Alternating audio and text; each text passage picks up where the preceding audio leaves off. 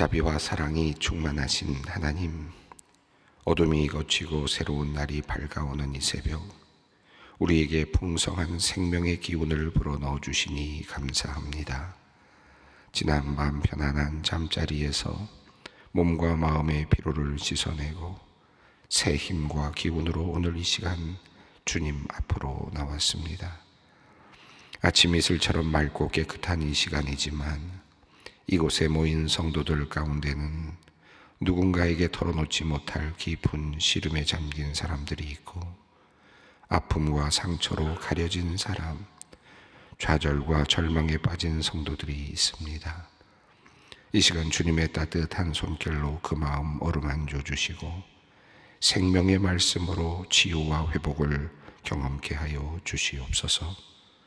세상의 각종 유혹과 염려로부터 저희 시선을 돌이켜 삶의 진정한 만족과 기쁨의 원천이 되시는 주님만을 바라보며 오늘 이 하루를 시작하게 하여 주시옵소서.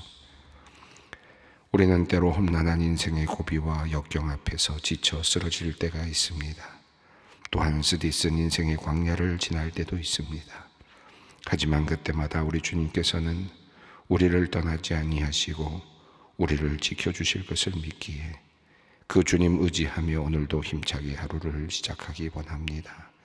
성령 하나님, 주님의 임재를 사모하는 모든 심령에 성령의 단비를 촉촉히 적셔 주시고 우리의 영혼을 주님의 사랑으로 가득 채워 주시옵소서. 하나님, 우리의 영혼이 날마다 주님을 더욱 갈망하기 원합니다. 주님은 우리에게 두드리는 자는 열릴 것이요 찾는 이는 찾을 것이라고 하셨지만, 악하고 부패한 우리의 골수에 새겨진 나태한 본성은 주님을 향한 우리의 영적 갈망을 흐리게 만들곤 합니다. 그러하오니 주님, 이제 주님께서 약속하신 성령을 간구합니다. 성령께서 오시어 말할 수 없는 탄식으로 우리의 기도를 온전하게 하시고 마침내 주님을 향한 우리의 갈망이 주님과 맞닿게 하여 주시옵소서. 하나님의 품성이 나의 인격이 되고 하나님의 마음과 하나가 되는 영적 교감이 성령님을 통하여 우리 가운데 이루어지게 하여 주시옵소서. 하나님, 주님께서 우리를 주의 형상대로 창조하셨기에 모든 인간은 존귀하고 아름다운 존재임을 믿습니다.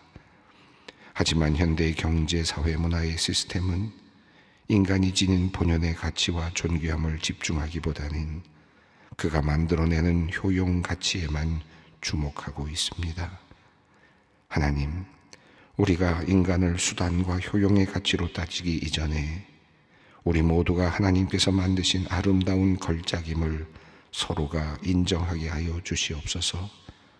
그리하여 우리 사회의 진심 어린 존중과 사랑, 칭찬과 인정, 격려와 응원의 언어들이 가득해 하여 주시옵소서. 특히 온라인상에서 익명성 뒤에 숨어 서로를 증오하고 서로의 실수와 약점을 파고들어 공격하는 일들이 속히 사라지게 하시고 악플 문화가 아닌 서로의 장점을 격려하며 칭찬하는 선풀의 문화가 자리 잡게 하여 주시옵소서. 갈수록 어려워져가는 대한민국의 경제 상황을 위해 기도합니다. 대한민국 정부가 국제 정세와 각국의 경제 상황에 의해 복잡하게 얽혀있는 문제들을 슬기롭게 해결할 수 있도록 지혜와 분별력을 허락하여 주시옵소서. 정부와 은행의 정책 결정자들, 기업의 경영진들, 그리고 가게의 가장들에게 균형 잡힌 통찰력을 주셔서 위기 극복을 위한 최선의 방안을 모색하고 실행할 수 있도록 도와주시옵소서. 특별히 경제적 약자들과 서민들, 그리고 소상공인들과 자영업자들이 어려움을 당하지 않도록 하나님께서 정책을 세우는 이들에게 감동을 주셔서 실효성이 있는 대책들이 마련되게 하여 주시옵소서. 또한 우리 국민들이 서로 연대와 협력의 마음으로 나라를 부강하게 하고 경제의 체질을 단단하게 하며 사회적 부조리와 모순들을 개혁하는 일에 최선을 다하게 하여 주시옵소서. 연로하신 성도님들을 위해 기도합니다. 노쇠해져 가는 몸과 마음으로 인하여 우울감에 시달리는 성도님들을 주님께서 품에 꼭 안아주시고 위로의 말씀을 그 마음에 속삭여 주시옵소서.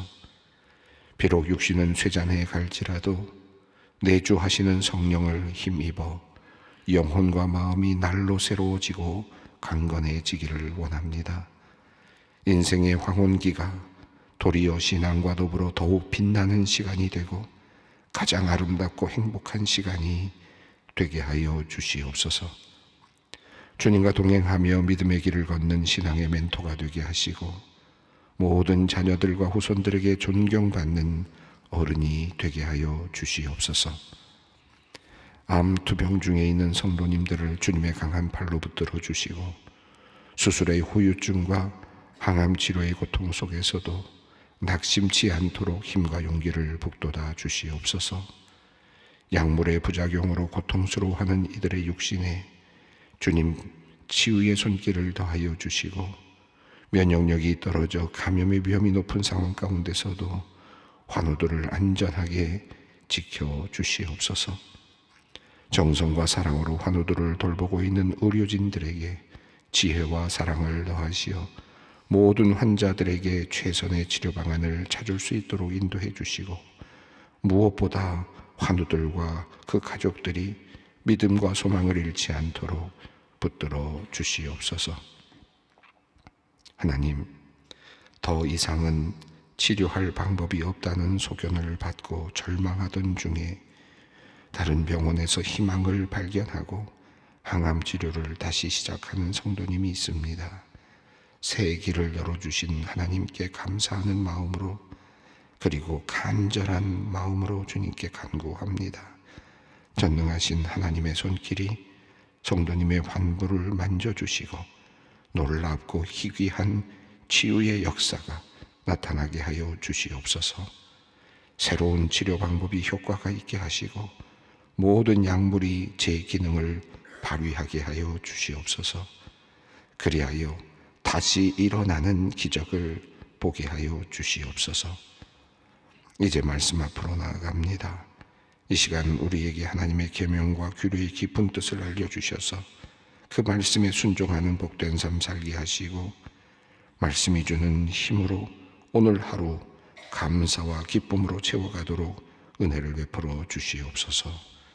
우리 주 예수 그리스도의 이름으로 기도드리옵나이다. 아멘. 오늘의 말씀 에스라서 8장 15절로 23절 말씀입니다. 에스라서 8장 15절로 23절까지 말씀을 함께 봉독하겠습니다.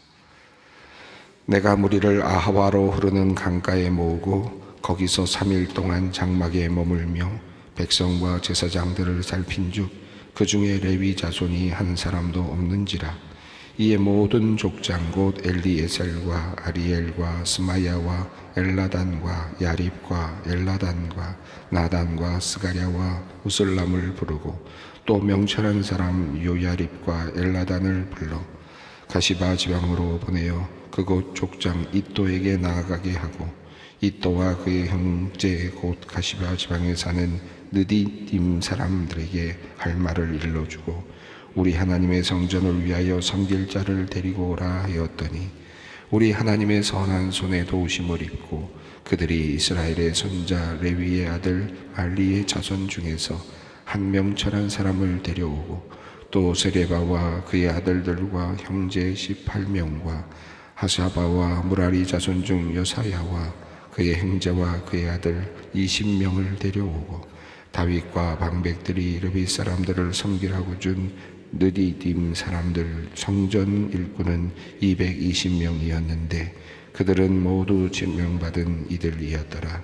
그때 내가 아호와 강가에서 금식을 선포하고 우리 하나님 앞에서 스스로 경비하여 우리와 우리 어린아이와 모든 소유를 위하여 평탄한 길을 그에게 간구하였으니 이는 우리가 전에 왕에게 아뢰기를 우리 하나님의 손은 자기를 찾는 모든 자에게 선을 베푸시고 자기를 배반하는 모든 자에게는 권능과 진노를 내리신다 하였으므로 길에서 적군을 막고 우리를 도울 보병과 마병을 왕에게 구하기를 부끄러워하였습니다. 그러므로 우리가 이를 위하여 금식하며 우리 하나님께 간구하였더니 그의 응답하심을 입었느니라. 아멘. 제2차 이제 귀환이 이제 시작이 되고 있습니다.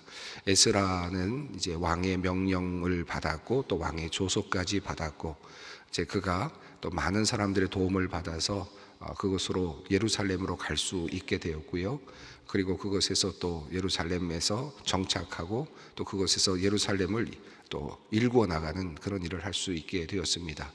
처음으로 그 귀환이 일어난 지 약 80여 년 만에 일어난 두 번째 귀환이었습니다. 이미 우리가 앞서서 살펴본 것처럼 남자 어른들만 한 1,500명 정도의 사람들이 모였고 그리고 이제 함께 갈 수 있게 됐습니다. 가족들로 치면 한 5,000명 정도 되니까 큰 그룹이, 큰 사람들이, 큰 무리가 이제 이동을 해야 되는 그런 상황이었습니다. 이렇게 이동을 하는 과정을 이제 하기 전에 그들이 한 곳에 모였다라고 하는 것이 이제 오늘 본문의 시작입니다. 사실 한 5천여 명의 사람들이 이동을 한다. 이거는 굉장한 그 위험이기도 하고요. 큰 또 어려운 문제이기도 하고 뭐 여러 가지 문제, 과제이기도 할 것 같습니다.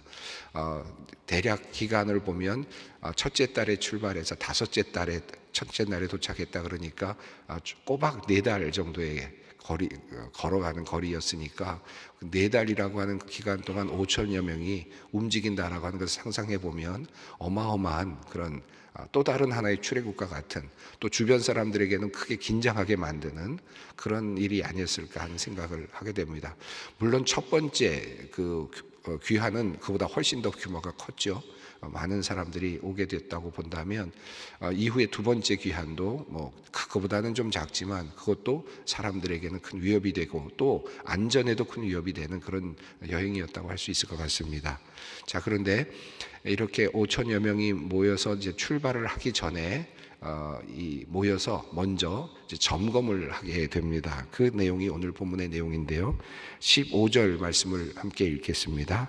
내가 무리를 아화로 흐르는 강가에 모으고 거기서 3일 동안 장막에 머물며 백성과 제사장들을 살핀즉 그 중에 레위 자손이 한 사람도 없는지라.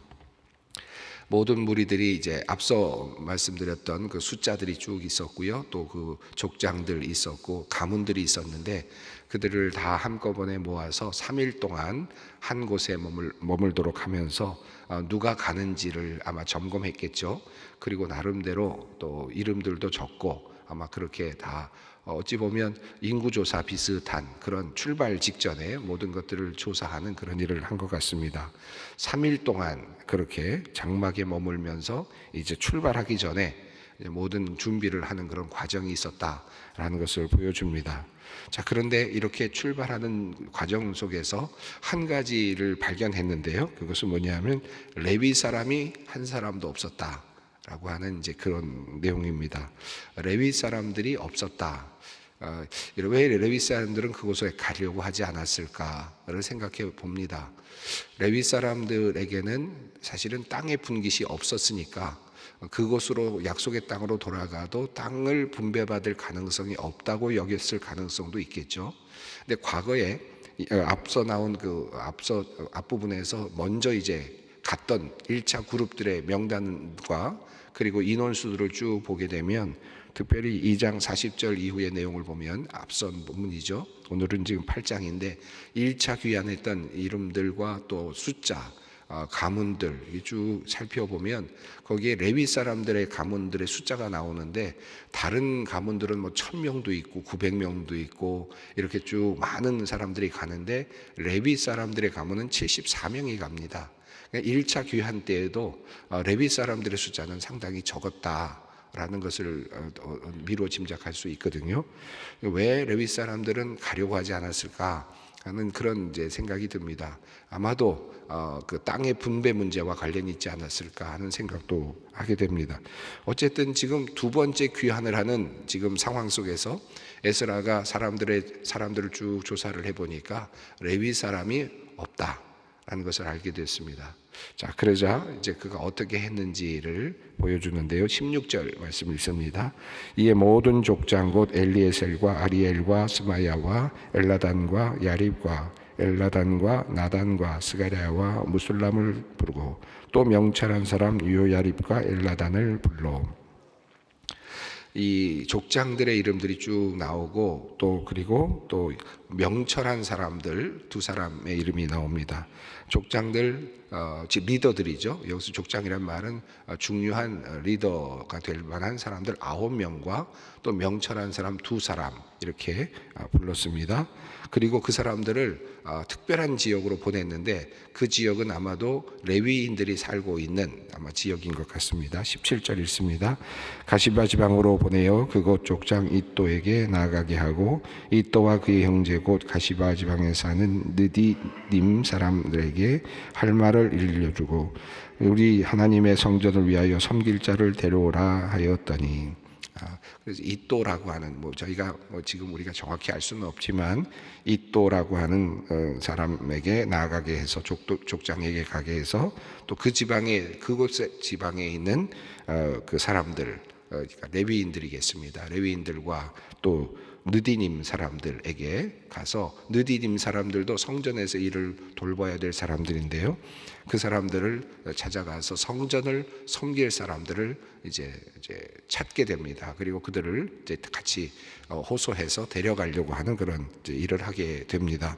성전을 이미 건축했는데 그리고 성전을 지금 예배를 드리고 있지만 지금 성전을 돌볼 사람이 턱없이 부족한 지금 그런 상황이고 그들이 지금 한 5천여 명이 가고는 있지만 레위인들은 한 명도 없는 지금 그런 상황이니까 그 인원을 지금 찾아야 되는 그런 상황입니다.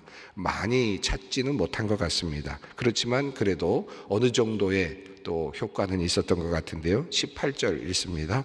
우리 하나님의 선한 손에 도우심을 입고 그들이 이스라엘의 손자 레위의 아들 말리의 자손 중에서 한 명철한 사람을 데려오고 또 세레비아와 그의 아들들과 형제 18명과 19절 읽습니다.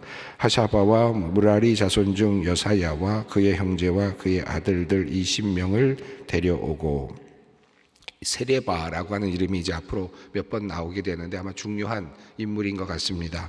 그런데 이 세레바를 이제 쭉 이렇게 성경을 통해서 찾다 보면 출애굽 6장 16절부터 19절까지 나오는 그 마홀리의 후손인 것으로 보여지고요.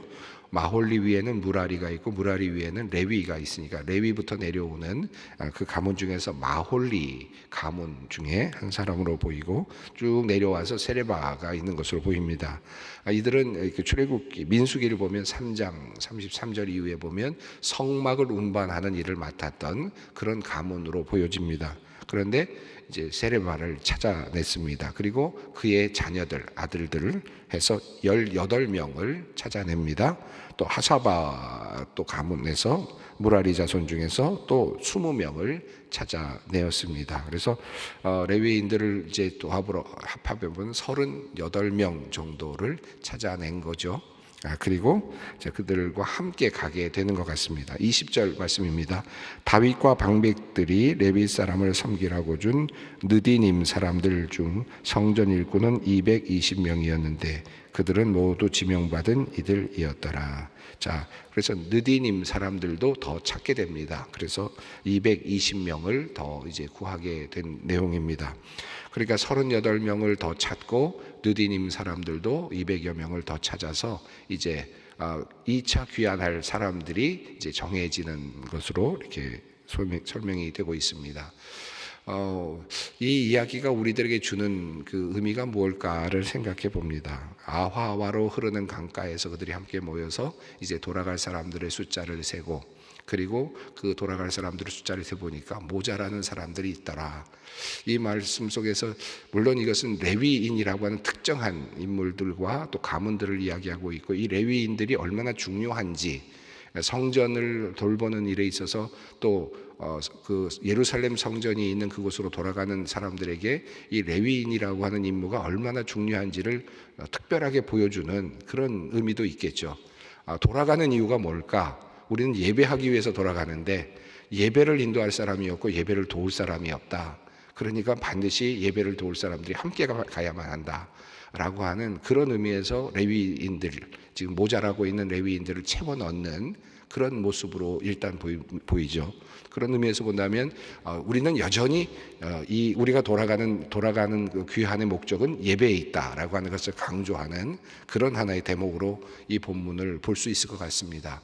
우리는 예배하기 위해서 돌아가는 것이다. 그러니까 반드시 레위인이 필요하다라는 그런 표현이라고 하죠. 할 수 있겠죠. 한편으로 또 본다면 우리가 교회 안에서나 우리들의 삶 속에서 다양한 사람들이 필요하다. 그렇죠? 우리가 이 사람만 필요한 게 아니라 또 저 사람도 필요하고 또 이런 종류의 사람도 필요하고 이런 일을 하는 사람도 필요하고 우리가 다양한 사람들이 함께 어울려져서 살아가고 있다라고 하는 것을 보여주는 또 다른 의미도 있는 것 같습니다. 레위인들이 없다면 이들의 귀하는 의미가 없는 것처럼 사실 우리들의 삶 속에서도 많은 사람들이 있는 것 같지만 한쪽이 비어 있는 경우들도 있고요.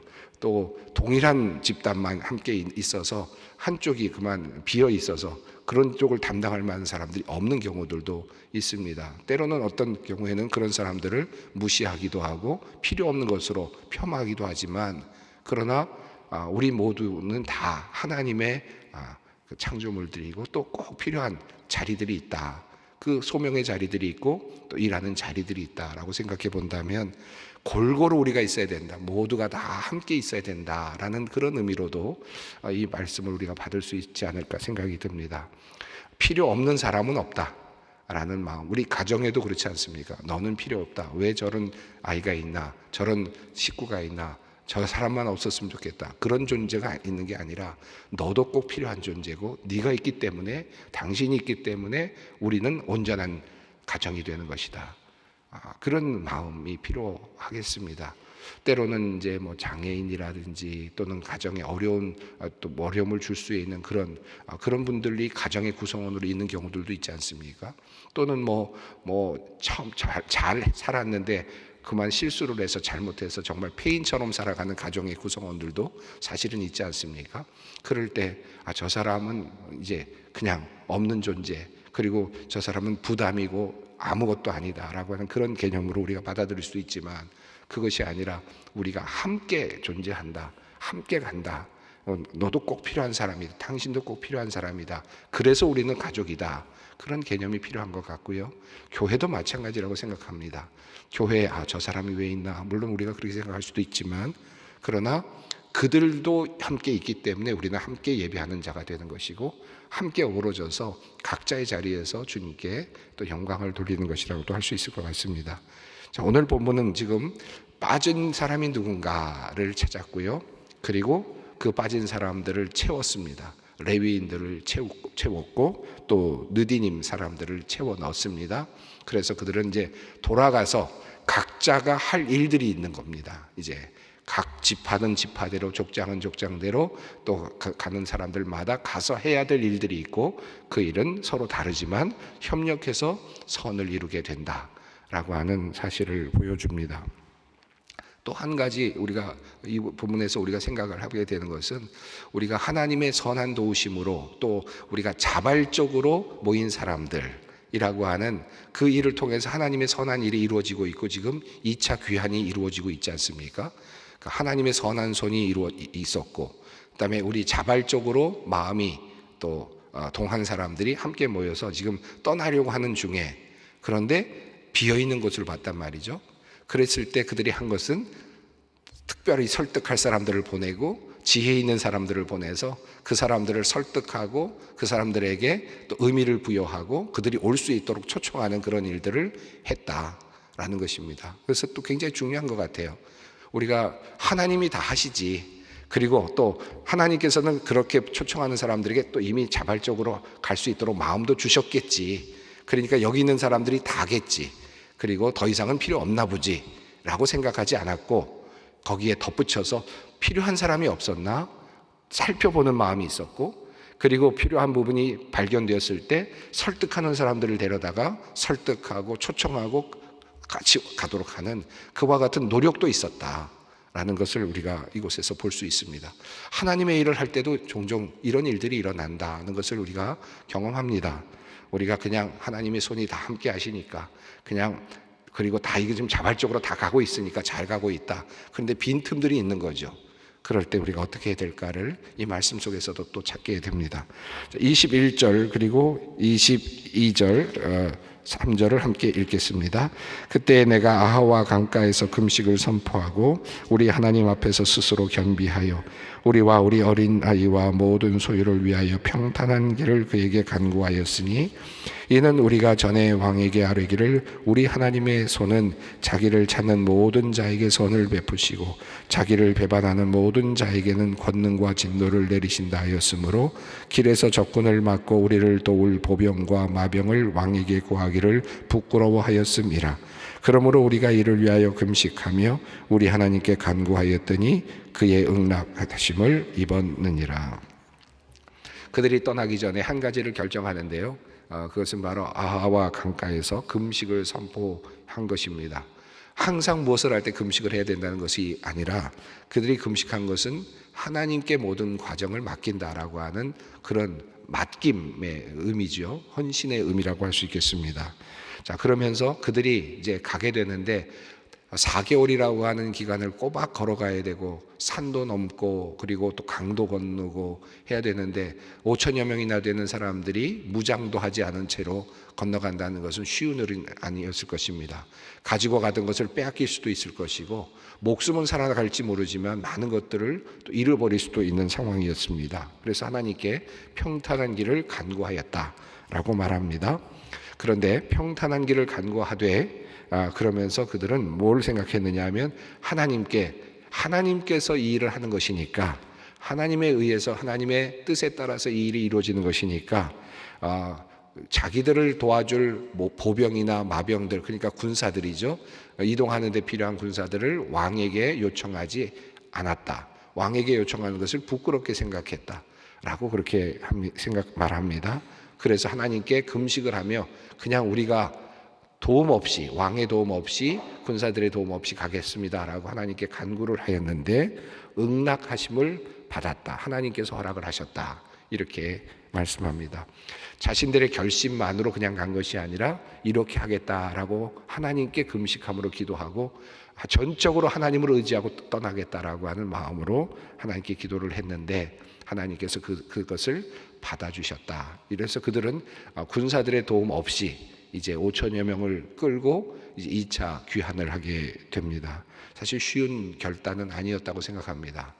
우리가 이 말씀을 보면서 또 한편으로는 금식을 하고 또 어떤 도움도 받지 않아야 되겠구나라고 생각할 수도 있지만 또 한편으로는 이제 뒤에 나오는 느헤미야의 귀환을 보면 그때는 또 군사들의 도움을 받아서 귀환을 합니다.